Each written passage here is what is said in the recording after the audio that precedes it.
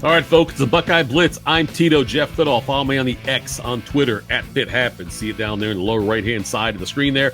On the bottom of the scroll, you'll see Ohio State's 2024 football schedule.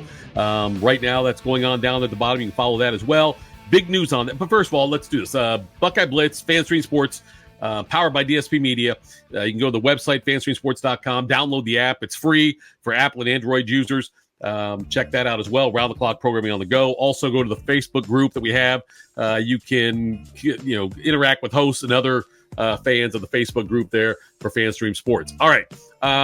Big announcement today that came out was that for the August 31st home game against Akron, Archie Griffin will dot the I. Big deal there on that one, the opener against Akron. It's a noon kick for that game. And yes, Archie Griffin will be dotting the I at that game. So congratulations to him, long overdue. And I don't think they ever have like a definitive list on how many people have done it that are non-band members. I know Jack Nicklaus has done it. Woody did it famously also. Earl Bruce did it. John Glenn as well. I think Bob Hope did it one year, but they don't have this extensive list. I don't think they have like a definitive list of who all has done it. Archie gets to do it, though, coming up this year. That's good for him. Some more news from Big Ten Media Days and things that were said about from Ryan Day. Ryan Day. And the Big Ten Media Days wrapped up on Thursday. Michigan's head coach Sharon Moore spoke. Also, Dan Lanning for Oregon among the ones that did speak today. But Ryan Day spoke on Tuesday on the first day along with Tony Petitti. But anyway, Ryan Day admits that offensive line is the key in this season, and we all know that. We're not sure the makeup of it yet, how it's going to play out. But Ohio State, they will have plenty of opportunities early on in the season because their schedule is so weak early on in the season that they will get an opportunity. It's the kind of schedule we used to make that we made fun of for Michigan having last year with how weak the first games are. Ohio State's opening up, obviously the game Akron, all home games starting off. They get Akron at home first, and then they're going to play Western Michigan in a primetime game. I think it's a 7:30 kick on that one, probably on BTN, if I'm not mistaken.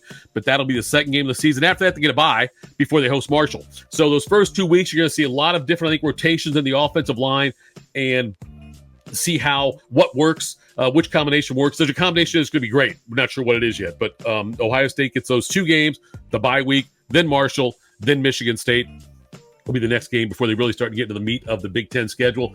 Ryan Day, one of the things that he and Jack Sawyer and Denzel Burke, guys that were out there, Ibuka, out at Big Ten Media Days, all were echoing was, we know what the goal is. We know what we have to do. We know what the expectations are. And we just have to embrace it.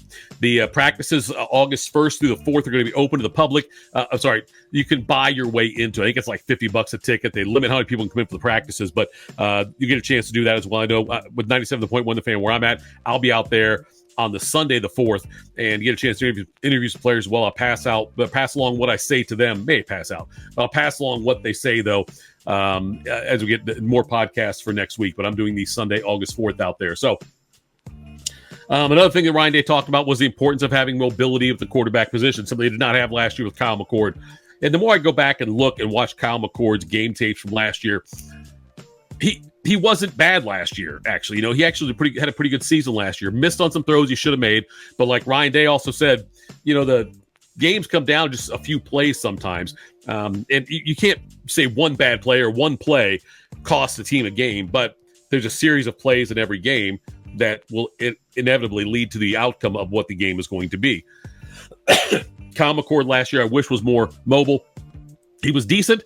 I think that we should have better numbers out of him based on the receivers he had. And it's funny, I went back and I was talking with DeVere Posey, former Ohio State receiver who played in the NFL also, and I brought up the interception that McCord threw early on against Michigan when he was trying to hit Marvin Harrison on a quick pass. And I said to DeVere, I think that play right there really set the tone for the game for Ohio State, and that may have struck some of McCord's confidence. And he said that wasn't McCord's fault. That was Harrison's fault. He said Harrison needed to do a better job of boxing out the receiver on that one. And he said as soon as he saw where the pass was going, Marvin Harrison should have turned into a defender at that point and made sure the ball did not get caught. So for all the great things Marvin Harrison Jr. did, DeVere Posey says as a receiver, that was a mistake by Marvin Harrison. That was his fault on that pass. It was not the fault of Kyle McCord. Other things happen in this too, the leadership stuff they talk about. Will Howard, it's big on that. Denzel Burke's been singing the praises of Will Howard so far, said that, Howard get a chance to go against the best defense in the country when we practice against Ohio State starting up next week when they get back there on the field and start getting ready. The fall practices, get ready for the August 31st game. Will Howard gets a chance to go against a fantastic look. The secondary for Ohio State, think about how great they're going to be. As far as the starting outside the corner, the outside cornerbacks, you'll have Burke, you'll have Davison, Igbinosun out there, also a fantastic player there. Jordan Hancock is like the starting safety on that one. You've also got Lathan Ransom. You've got Caleb Downs out there, who was the number 1 overall player in the transfer portal coming in and was one of the best players in the country last year as a true freshman. He's a safety for Ohio State this year. He came from Alabama. That was a big deal. Jack Sawyer talked also about the Michigan game. Here's a quote. "I'd be lying if I told you didn't burn a fire inside of us. It's definitely something to think about. We know it's at stake. We play those guys. All of our goals and aspirations for the season ride on that one game in November. They hate us. We hate them. That's the way it's got to be." So he said that. Sharon Moore today talked about he'd love to be able to play Ohio State 2 or even 3 times every year, meaning that they would play end of the season, Big Ten championship, and maybe to get into the playoffs. He embraced that also. Other things that happened at the Big Ten Media Day, a very awkward Deshaun Foster, UCLA head coach, comes out for his opening statement and at one point kind of freezes up for like a minute and a half. It seemed like, I don't know how long it was. It wasn't that long, but he just did not seem prepared at all for the stage. Made sure to tell everyone that the LA and UCLA stands for Los Angeles, like we already knew all of that, but it just was an awkward thing for him. What else happened in the Matt Rule said that the Nebraska coach said that he thinks that the Big Ten, which kind of weird, he said the Big Ten is the NFL of college football, which doesn't make a whole lot of sense. He said, but he could see 3 or 4 teams every year going to the college football playoff. I think 3, 4 on occasion. It'd be tough to get 4 teams in there though, but I think 3 should get in every year, just like 3 in the SEC as well. What else? Tony Petitti talked again about to reiterate his comments from Tuesday when he said that they're sticking around right now with 18. They're trying to work on that. All the different scheduling things they have to do with the 18 teams. They're not looking to expand. There's still more talk about Florida State and Clemson trying to get out of the ACC. And the Big 12 seems like the most likely landing spot for them. But if the ACC starts to fall apart, then you can see the Big 10 maybe make a play for somebody. Maybe it's North Carolina, maybe it's Virginia. But, North Carolina certainly added the basketball acumen in the Big 10. So would Duke. But the Big 10, really, they want Notre Dame more than anything else. That's what they're looking for. So if Notre Dame ever decides to jump ship and get into a conference, that's when the Big 10 will make a play and try to go get them and add them into that Big 10 conference. All right, let's switch gears a little bit now, and we'll go to men's hoops. And, Jake Diebel's done great things already. Well, Carmen's Crew, first of all. Carmen's Crew, the Ohio State alumni team, playing in the basketball tournament, the 64-team tournament going on with former Buckeye players, some other ones too that played at other schools, but they've advanced the Elite 8 there. So keep an eye on that. Games are being broadcast on FS1. They're on Fox. So the Big Ten Network may have carried some games as well, but they're down the Elite 8. It will be the next. They'll play again coming up here, but the Carmen's Crew trying to win the $1 million prize. All right. Hoops, men's hoops. We already know that Jake Diebel did a great job by getting, a couple of 4 or 5-star guys in on the transfer portal. They got Sean Stewart out of Duke. They got Aaron Bradshaw out of Kentucky came over on that one. Actually, Sean Stewart might be the one who went to, if I'm not mistaken. Sorry about that. Sean Stewart was from San Diego State, I believe. Anyway, they're now in they're finalists for Trey McKinney, who is a 5-star kid out of Michigan. It's going to be tough to get him, but he's a 2025 5-star, number 15 overall player in his class, according to 24/7 Sports Composite Rankings. He's got his visits lined up for the fall, where he's going to visit. He's visiting USC September 1st, Michigan the 21st, Michigan State October 4th, Oregon October 12th. Ironically, that's when Ohio State's football team will be in Oregon, in Eugene, playing what should be a matchup among top 5 teams, if not top 3 teams.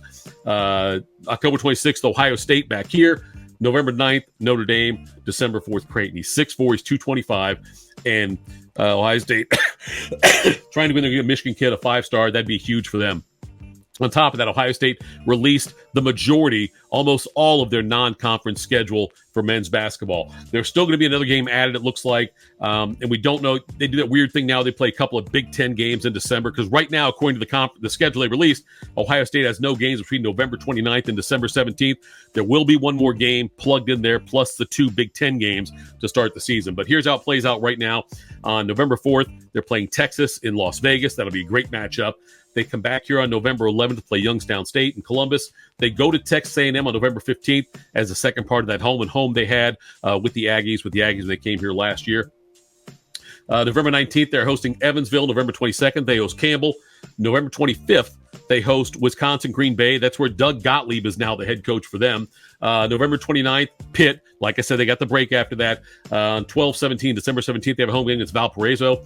They will play Kentucky on December 21st. That's 4 days later in the CBS Sports Classic in Madison Square Garden, New York. We got to see how this plays out going forward. The 4 teams in there that's been in the CBS Sports Classic are North Carolina, Kentucky, Ohio State, and UCLA, and usually rotated. You'd play, each team, a different team each year. So in the span of 3 years, you play everybody. Well, now with UCLA being the Big Ten, it's going to change that up right now. So Ohio State either play Kentucky or North Carolina because they can't play UCLA unless they change some kind of rule among scheduling, playing against a conference foe in this kind of a format. Then on December 29th, they've got Indiana State.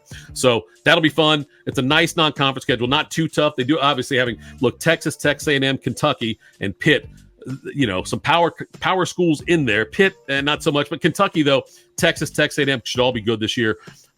So Kentucky's got a hold upheaval of a roster after Calipari left to go to Arkansas. So we'll see how that plays out. We'll see what other game they add in there between the 29th and 17th. In addition to the 2 Big Ten games, they will add another non-conference game. Just has not been announced yet. It has been hinted it could also be a neutral site game still as well. I would love to see that for Ohio State to get a chance to play away from home before the Big Ten then really gets going. All right, that's it for me. Thanks so much for tuning in. Sorry about the coughing. Just getting over the cold, but we'll come back again. There's so much stuff to talk about with Big Ten Media Days. Ohio State on August 1st. They get back at it to get ready for the football season. We'll have lots to talk about there, and we'll do it again soon. Again, FanStream Sports is download the app. It's absolutely free. Apple and Android users, follow me on the X app. It happens. We'll talk again soon, and go Bucks.